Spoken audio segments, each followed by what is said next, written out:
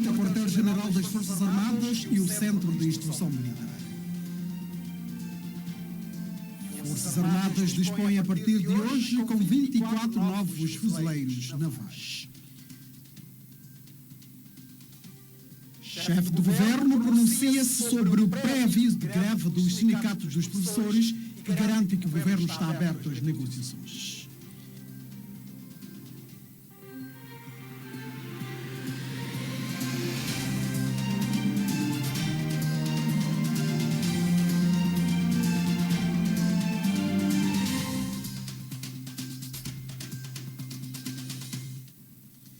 Boa noite, bem-vindos ao Telejornal. Pedimos desculpas pelo atraso. O Primeiro-Ministro e chefe do Governo visitou hoje o Quartel-General das Forças Armadas e o Centro de Instrução Militar e ficou satisfeito com o que viu. Segundo o chefe do Governo, existe um impulso para melhorias ao nível de infraestrutura e administrativo.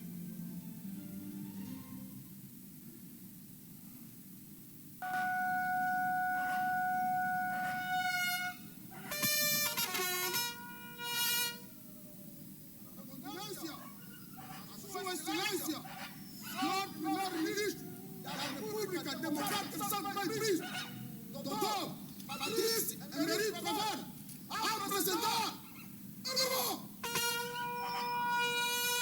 O chefe do governo foi recebido pelo comandante-geral das Forças Armadas na sua primeira visita ao quartel-general das Forças Armadas de São Tomé e Príncipe, acompanhado do ministro da Defesa e Ordem Interna, com vista a constatar as condições infraestruturais, administrativas e funcionais da instituição e gostou do que viu.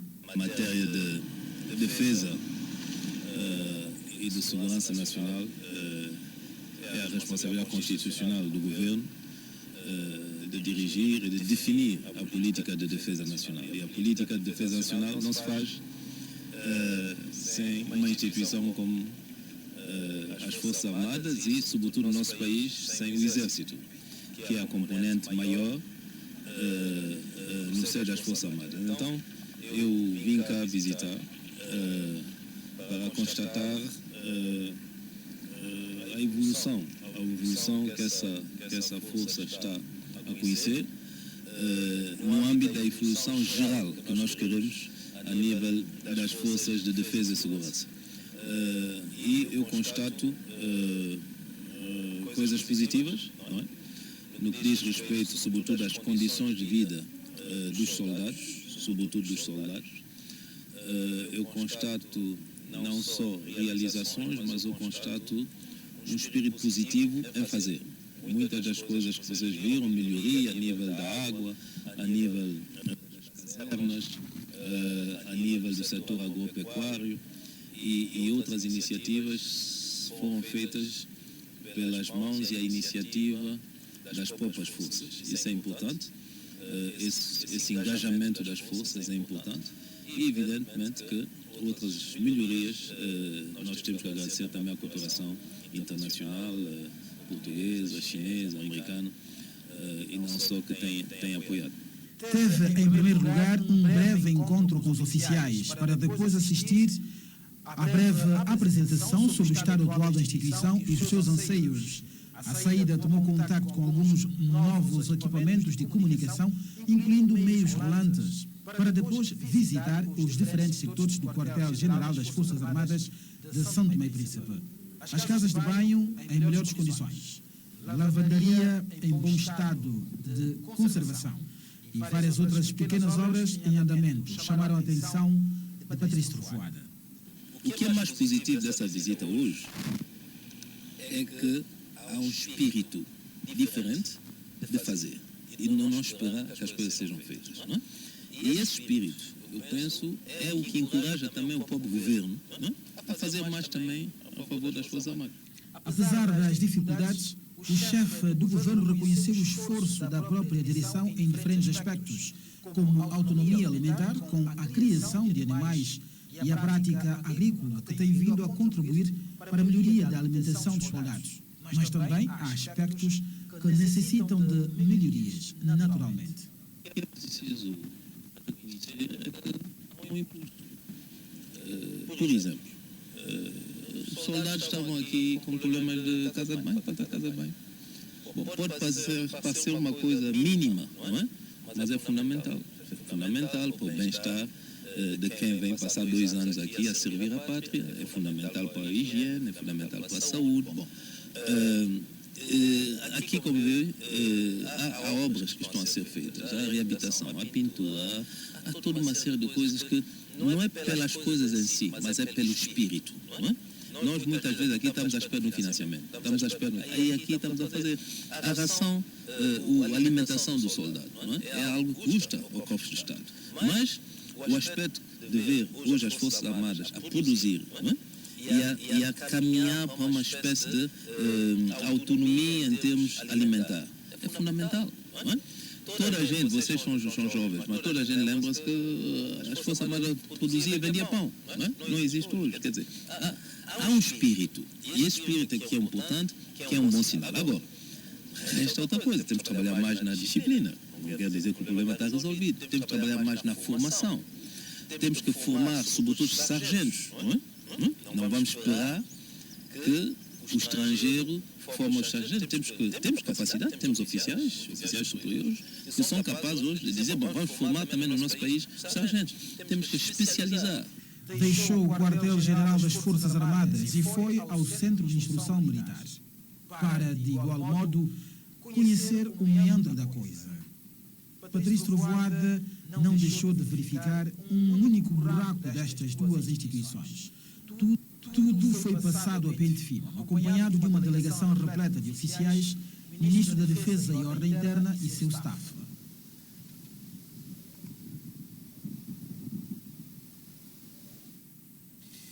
É preciso manter as Forças Armadas ocupadas, disse Patrício Trovoada depois do ato de lançamento da primeira pedra para a construção de um centro recreativo e desportivo no quartel-general das Forças Armadas. O objetivo é motivar os oficiais e soldados a terem uma maior preparação física e participar de atividades recreativas. No âmbito da sua visita, Patrício Trovoada aproveitou para lançar a primeira pedra para a construção de um centro desportivo de recreação no quartel-general das Forças Armadas. Um espaço que anteriormente só tinha entulhos, passará a ter uma utilidade melhor para a saúde física e mental dos soldados e oficiais. É preciso manter as forças ocupadas. O trabalho é um elemento fundamental da disciplina, mas também não pode ser só o trabalho. E sobretudo, os soldados são jovens e, para além das suas missões profissionais, militares, têm que ter algum tempo para também relaxar dentro da instituição militar, para não ter que ir fora, não é? E para continuar a cultivar esse espírito de unidade e de camaradagem entre eles. Era uma infraestrutura que se fazia sentir. O comandante teve essa iniciativa e vamos apoiar, e também a iniciativa de alargar a tribuna em que tradicionalmente nós festejamos o 6 de setembro com o juramento de bandeira dos nossos filhos. Tudo isso são aspectos positivos, e eu só posso encorajar, e como eu disse, as forças em parada, que nós estamos aí também para apoiar. Do projeto está incluído a construção de 2 bancadas e campo de jogos que servirá para a realização dos exercícios físicos matinais, bem como a prática de diferentes modalidades esportivas. As Forças Armadas dispõem a partir de hoje de novos fuzileiros navais. Após 50 dias de formação, 24 militares terminaram com sucesso a formação, que culminou com a entrega de certificados. A cerimónia de encerramento do curso de carreira foi presidida pelo primeiro-ministro Patrício Trovoada.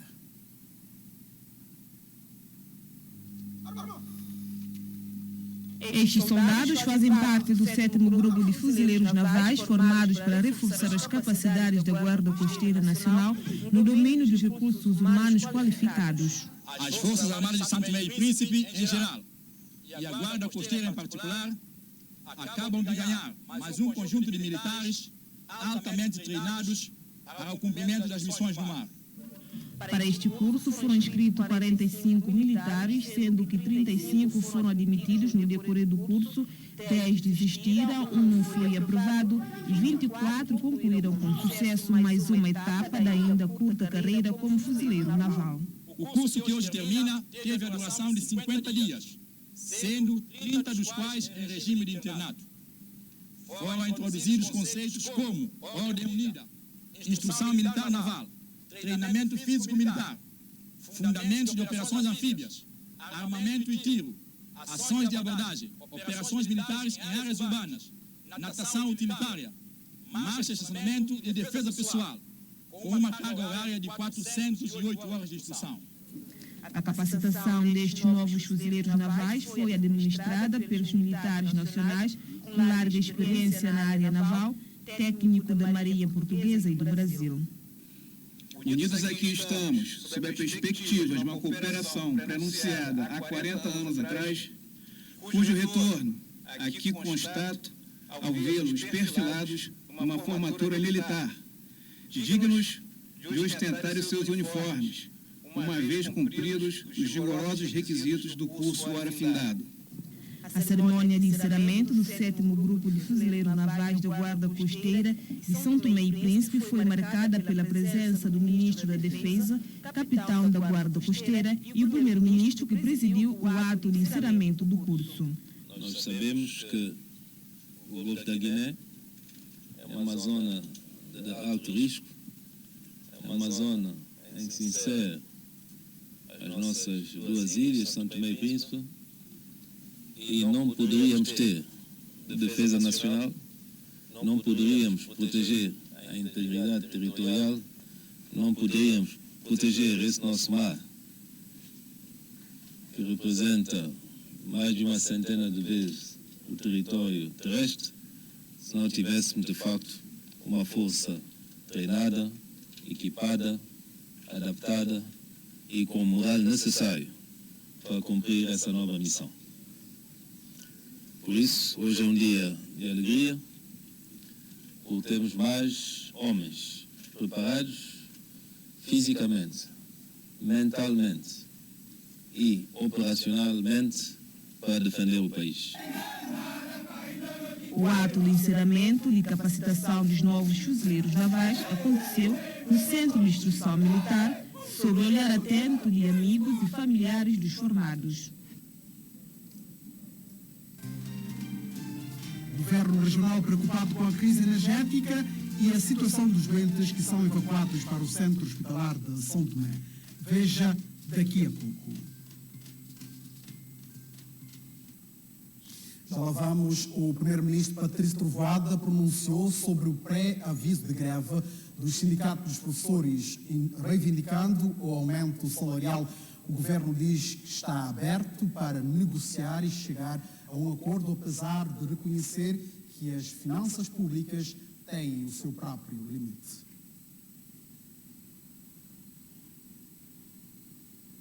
Os professores, o setor da educação é muito importante para o governo. E ninguém pode dizer que é um setor que não tem os seus desafios também. Agora, a negociação é permanente. E eu espero que os sindicatos entendam que a negociação é permanente. Eu creio que os contatos têm que seguir com as finanças, com o Ministério da Educação e com também alguma assessoria da própria Direção do Trabalho. Vamos ver. A greve é um direito, mas o governo, embora esteja sempre aberto à negociação, o governo, o país, as finanças públicas têm os seus próprios limites. Não é? E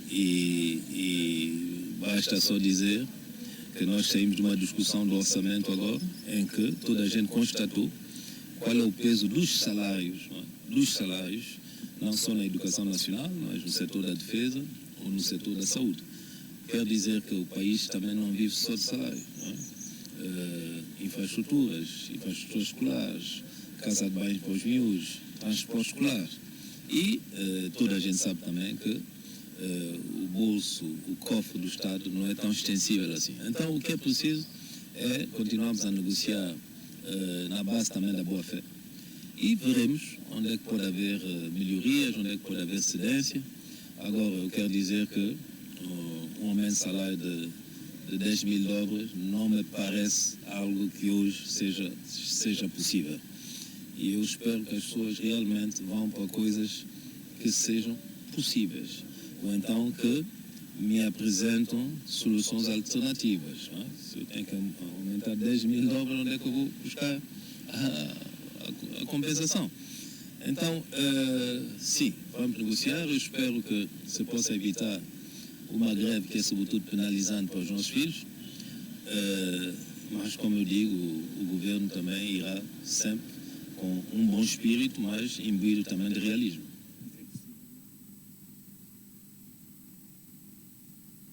Trovoada disse que está ainda a trabalhar na questão de reajuste salarial a partir de base no âmbito da reforma da função pública que está na fase de organização depois do recente recenseamento.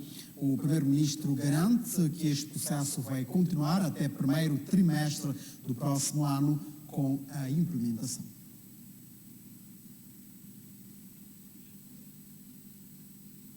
Estamos a fazer um trabalho de fundo. Porque eu sempre fui apologista de se publicar o salário das pessoas. Quanto é que as pessoas ganham? E, curiosamente, muito poucas pessoas estavam de acordo para que se publique os salários. Não é? Então, nós estamos a colher os dados, todos. Os dados todos, quantos funcionários somos, quantos salários pagamos, porque às vezes pagamos, o número de salários pagamos é uma coisa, o número de funcionários somos é outra coisa. A segurança social, quanto é que as pessoas ganham, quanto é que elas contribuíram em função daquilo que elas ganham, e pomos isso na mesa, que isso é nosso país. E a partir daí, ver como é que podemos ajustar. Não queremos prejudicar ninguém, mas temos uma obrigação de justiça e uma obrigação de equilíbrio. E para além de tudo, o salário corresponde a uma tarefa, a um trabalho. Então tem que se medir também a produtividade das pessoas, não é? Não é só o salário, o que é que elas dão. Não é? Então, essa arrumação, que no meio de todos os problemas que esse país tem que ser feita também. Porque se não houver essa arrumação, ficamos sempre com o sentimento que estamos num país de justiça, que uns estão a ser favorecidos e outros estão a ser prejudicados, e isso não é bom para o país. Então, para não especular, para não difamar, para não criticar por criticar, estamos a fazer um trabalho de dados. Sabemos quantos funcionários somos, foi apresentado há dias a nível do governo, pedimos algumas verificações, sabemos quanto é que gastamos por mês, sabemos quem está num lugar que não devia estar, porque pertence a outra administração, sabemos.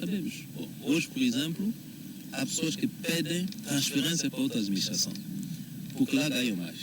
Mas a administração que estão a abandonar é uma administração essencial, ela vai pagar. Ela concorre para fazer funcionar tudo, mas lá os salários são baixos, não há ninguém para trabalhar. Então temos que reequilibrar isso tudo, não é? Olha, não, estamos a avançar. Eu penso que, no que diz respeito a esse governo, vocês viram qual é a tônica que estamos a pôr sobre a administração pública. Então, eu diria que esse trabalho de recenseamento foi feito com muito esforço, porque também pouca gente gosta de trabalhar na administração pública, porque não há incentivo.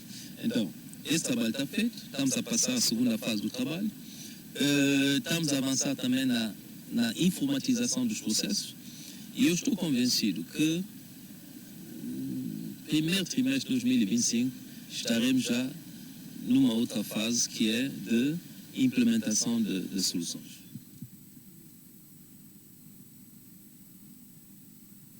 O Governo Regional esteve reunido em Conselho Ordinário para, dentre outros assuntos, analisar e debater sobre importantes eventos nacionais e internacionais que serão realizados este ano na Ilha do Príncipe. O Regional decidiu pela criação de diversas comissões de trabalho ao nível regional para trabalhar com as comissões nacionais com vista a uma maior conjugação de esforços para o sucesso dos referidos eventos. Os 12 anos da elevação da Ilha do Príncipe ao Estatuto da Reserva da Biosfera da Unesco, resultante da política de conservação do seu ecossistema natural, resultaram em ganhos ecológicos e socioeconômicos para São Tomé e Príncipe. O Príncipe ganhou reconhecimento internacional, feito que projetou o país no mundo, impulsionou o investimento no setor do turismo e, consequentemente, o aumento de turistas visitantes que decidem escolher o Príncipe como destino de férias e lazer, fez aumentar a taxa de emprego, entre outros ganhos. Por isso, o Governo Regional lamenta qualquer tentativa de desvalorização deste ativo de desenvolvimento, bem como as suas conquistas, e reitera o seu firme engajamento na promoção de um desenvolvimento sustentável voltada para resultados concretos em benefícios da população, das comunidades e da Ilha do Príncipe como um todo. A crise energética na Ilha do Príncipe, decorrente da falta de manutenção regular nos geradores da EMAI e a redução da quantidade necessária de combustível, também foi outro assunto que mereceu destaque no Conselho do Governo Regional. No que toca à crise energética que se registra na região autónoma do Príncipe, decorrente da falta de manutenção regular dos grupos dos geradores e da redução da quantidade necessária do combustível, o Governo Regional, na sequência da visita realizada à central térmica, na passada sexta-feira, vem informar que está a desencadear junto da empresa EMAI e do Governo Central várias diligências para, no curto prazo, estabilizar-se a atual crise e, o mais breve possível, concretizar-se os projetos estruturantes no sector energético, pelo que se lamenta os transtornos e tranquiliza-se a população, dada as diligências em curso para normalização da situação. No que se refere à operacionalidade do navio Príncipe, o Governo Regional instou o secretário com a tutela do património e o secretário com a tutela das infraestruturas, no sentido de se promover o processo legal de recrutamento de um operador idóneo para gerir a referida embarcação.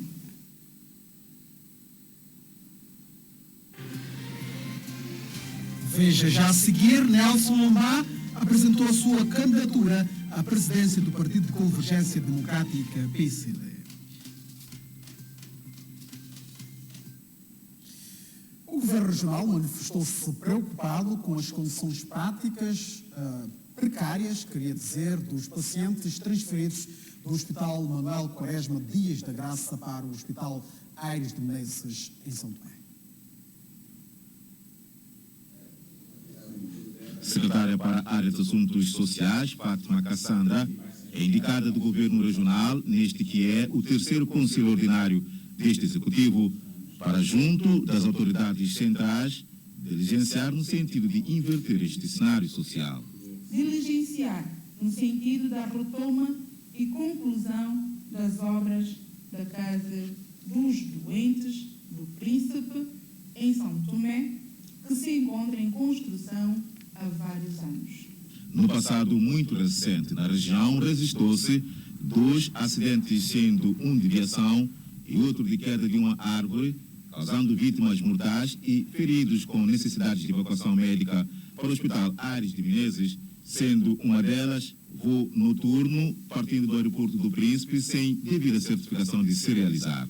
Neste sentido, orientou o secretário da área da infraestruturas no sentido de, em concertação com a tutela e o INAC, incitar diligências junto do operador para se proceder à conclusão e à homologação do processo de certificação do aeroporto do Príncipe para operar voos noturnos. Ficou ainda indicado este secretário no sentido de desencadear campanhas de sensibilização para uma maior segurança rodoviária.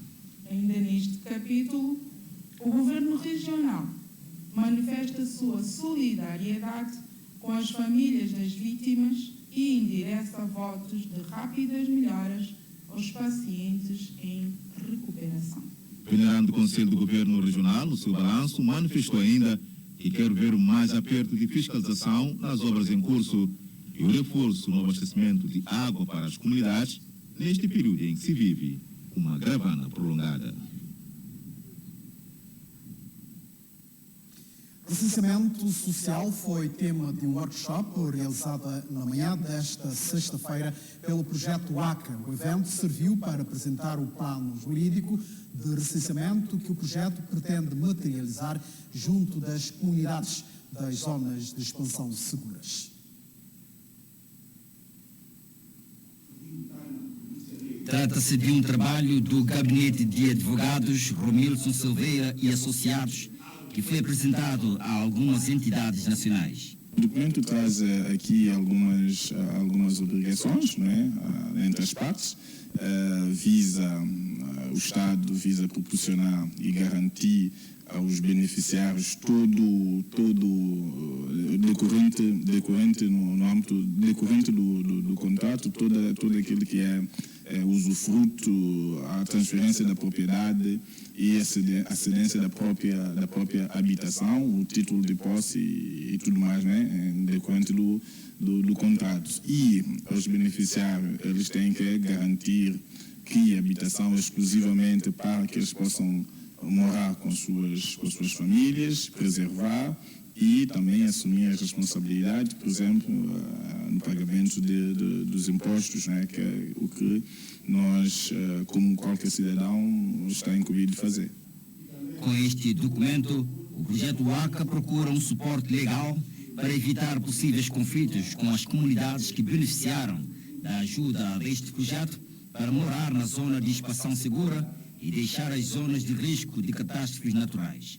Tendo em conta que as habitações já estão numa fase bastante avançada e que vamos então fazer a distribuição dessas habitações, nós estamos a preparar uma regulamentação para elas. Esta regulamentação tem dois aspectos fundamentais. Em primeiro lugar, para que as pessoas que recebam conheçam os seus direitos e os seus deveres também.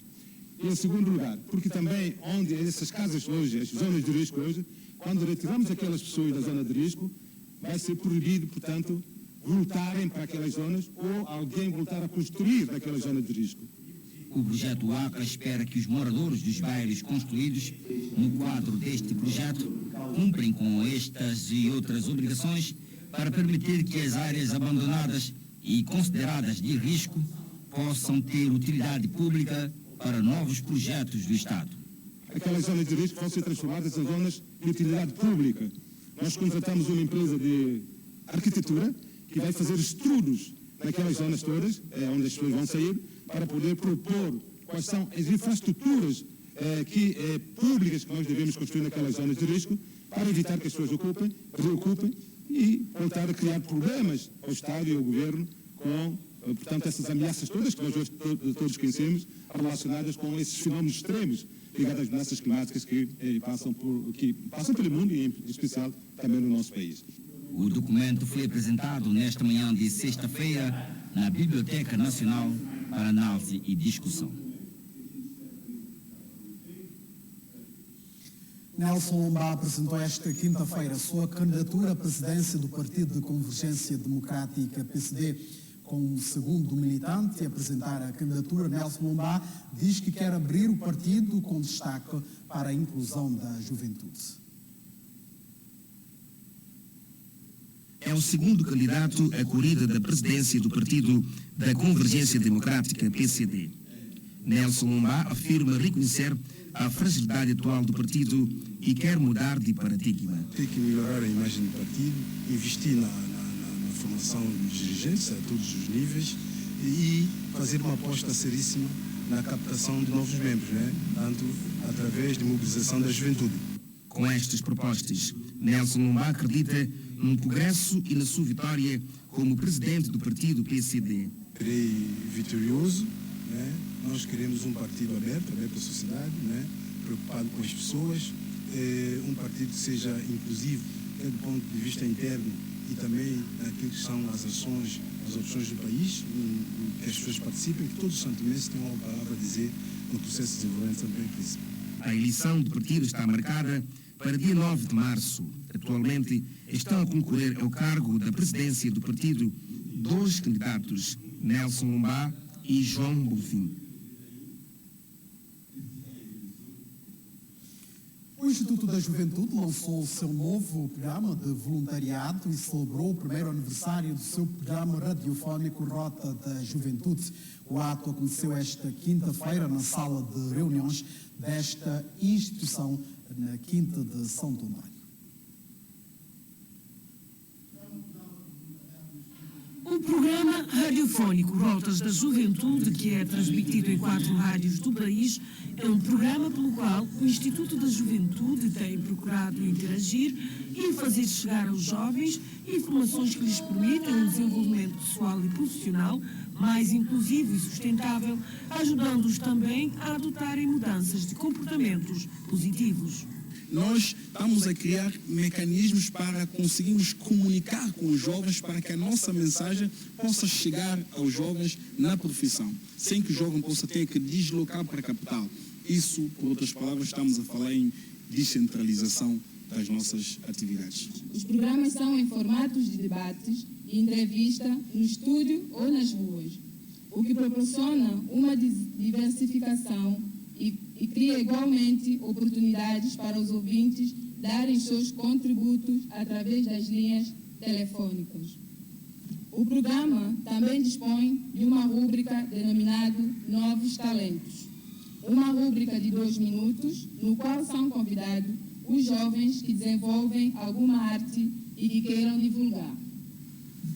Os temas em destaque: sexualidade segura, liderança financeira e psicológica da mulher, empreendedorismo feminino em Santo Tomé e Príncipe, gravidez precoce, violência doméstica, relacionamento saudável. Nesta ocasião, em que o programa celebra o seu primeiro aniversário, após a sua reativação, o Instituto da Juventude aproveitou também para lançar o seu novo programa de voluntariado, denominado Juventude em Ação. Este programa é um programa piloto do Instituto da Juventude, onde nós abrimos uma inscrição aos jovens com o intuito de ocupar os jovens em diversas tarefas e formações. Nós tivemos uma aderência de 52 jovens, onde iremos capacitá-los com diversas formações e também alguns trabalhos sociais e não só, como algumas atividades recreativas e também visitas a alguns pontos turísticos de Santo Tomé e Príncipe. E esses programas vêm ajudar os jovens a conseguir desenvolver as suas capacidades e não só. Nós, com a concretização destes programas que nós estamos aqui, que nós fizemos a apresentação, onde consta uma série de atividades. Atividades essas que vão ajudar a desenvolver muitas capacidades jovens a nível de formação. Estamos a falar de formação técnica, estamos a falar de formação em capacitação em liderança, competências para a vida, porque o que estamos a fazer é munir os jovens das ferramentas que eles precisam para concretizar os seus objetivos, seja aqui ou na Europa, na África, aonde estiverem. O programa conta com o apoio do Programa das Nações Unidas para a População, FUNOAP, terá a duração de 6 meses, deverá abranger pelo menos 12 comunidades do país e tem como grupo-alvo jovens entre os 14 e 35 anos.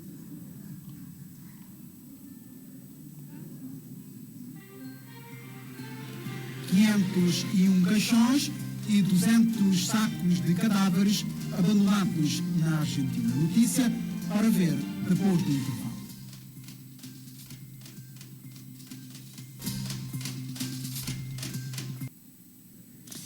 Está concluído o telejornal desta sexta-feira. Obrigado pela preferência. Continuação de uma boa noite.